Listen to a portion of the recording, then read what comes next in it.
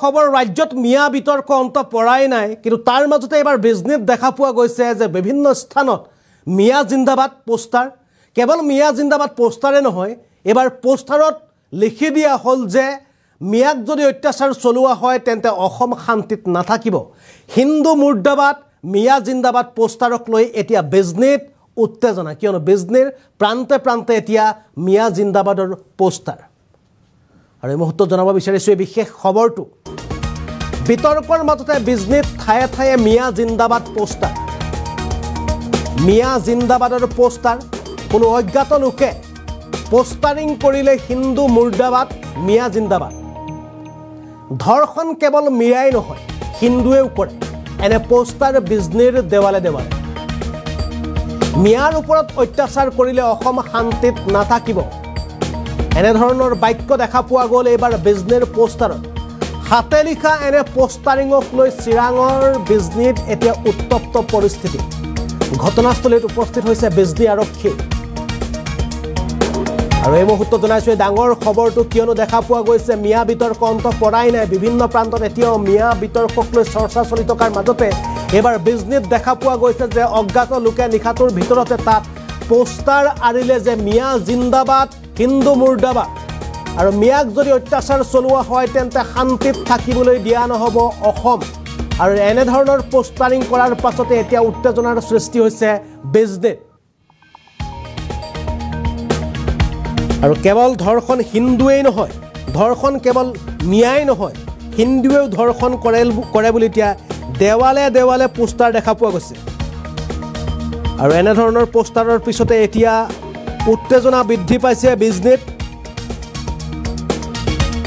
আৰু এনেধৰণৰ পৰিৱেশ শান্ত কৰিবৰ কাৰণে, সাধাৰণ অৱস্থালৈ আনিবৰ কাৰণে এতিয়া দেখা পোৱা গৈছে তৎপৰ হৈ পৰিছে আৰক্ষী। আৰু ঠায়ে ঠায়ে তেওঁলোকে পোষ্টাৰ এনেদৰে ফালি পেলাইছে। আৰু যিবোৰ পোষ্টাৰত লিখা আছে যে মিয়া জিন্দাবাদ হিন্দু মুৰ্দাবাদ, অসম কেতিয়াও শান্তিত থাকিবলৈ দিয়া নহ'ব যদি মিয়াৰ ওপৰত অত্যাচাৰ কৰা হয়।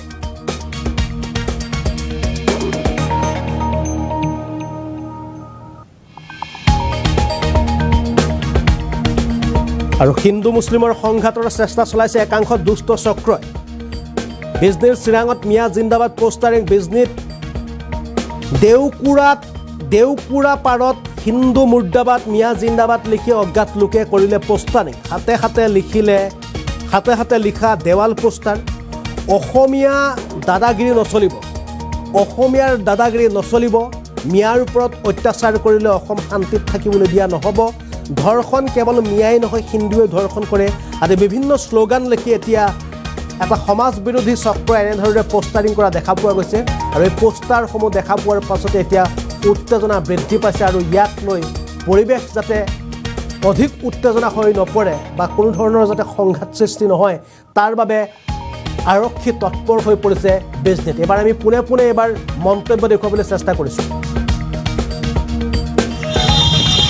আচলতে এইটো দুৰ্ভাগ্যজনক, আৰু ইয়াতে 100% চিয়ৰ দুষ্ট চক্ৰৰ এটা হাত আছে। সন্মুখত 2025 নিৰ্বাচন, তো দৰাচলতে এই সমগ্ৰ পৰিৱেশটোৱে কিবা এটা গন্ধ এটা আমি বিচাৰি পাইছোঁ। আমি আৰক্ষীক দাবী জনাইছোঁ যে যিয়ে দুষ্ট চক্ৰৰ এই আছে অনতিপলমে তেওঁলোকক কৰায়ত্ব কৰক।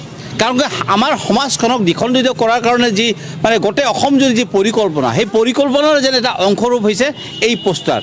তো যিটো এৰিয়াত আমি এই মুহূৰ্তত আছোঁ, তেনেকুৱা ধৰণৰ বিশেষ যে কোনোবাই আহি কৰিব, এইটো কিন্তু 100% আমাৰ মনে নধৰে। কিন্তু সকলোৱে গম পায় যে আচলতে গোসাঁই ঘৰত কণ মই কল খোৱা নাই, তেনেকুৱা ধৰণৰ এটা ইনচিডেণ্ট যেন এইটো মোৰ অনুভৱ হৈছে। প্ৰথম কথা হৈছে যে মই ৰাতিপুৱাই আমাৰ উত্তৰবাৰী যুৱ মৰ্চাৰ সভাপতি গোপাল ৰাজবংশী তেওঁ মোক কথাখিনি জনালে, আৰু তেওঁ মোক ফটো মাৰি দিলে। মই লগে লগে প্ৰশাসনক, আমাৰ SDPOক মই জনালোঁ, আৰু লগে লগে মই নিজেও গৈছোঁ, SDPO গৈছে, বস্তুখিনি আমি উদ্ধাৰ কৰিছোঁ। আমি যিকোনো দুষ্ট চক্ৰ এই কামখিনি কৰিছে, আমি তাৰ প্ৰশাসনে নিশ্চয়কৈ তদন্ত কৰিব, আৰু তদন্ত কৰি উপযুক্ত শাস্তি দিব। যিয়ে নহওক, আমি কেতিয়াও বিচৰা নাই আমাৰ মাজত ভাতৃঘাতী সংঘৰ্ষ হওক বা তেনেকুৱা পৰিস্থিতি আহক, আমি বিচৰা নাই। কোনোবা মিয়া জিন্দাবাদ দিছে, হিন্দু মুৰ্দাবাদ দিছে, এইবোৰ কথা আচলতে কৰাটো বহুত দুখজনক কথা। মই নাভাবোঁ যে এইবোৰ কৰি কোনোবা হাত সাৰি যাব বা এইবোৰ কৰিলেই সমাজৰ এটা যে বিশৃংখলৰ সৃষ্টি কৰিব পাৰিব নাভাবোঁ। বিজনী ৰাইজে যথেষ্ট মানে তেনেকুৱা পৰিস্থিতিক আওকাণ কৰি চলা মই দেখিবলৈ পাইছোঁ আৰু ভৱিষ্যতলৈ তেনেকুৱা কাম বিজনীত হ'ব বুলি মই নাভাবোঁ। কিন্তু আমি অতি সোনকালে আমিও চাই আছোঁ যে কোনে কৰিছে, আমিও প্ৰশাসনক জনাইছোঁ, প্ৰশাসনেও চেষ্টা কৰি আছে যে কোনে কৰিছে আৰু উপযুক্ত শাস্তি আমি তাক দিমেই। কাৰণ আমি নিবিচাৰোঁ যে আমাৰ এই শান্তিৰ বিজনীটোক অশান্তি কৰিবলৈ কোনোবাই আগবাঢ়ি আহক। এই কথাটো আমি কেতিয়াও মানি নলওঁ আৰু আমি কৰিবও নিদিওঁ।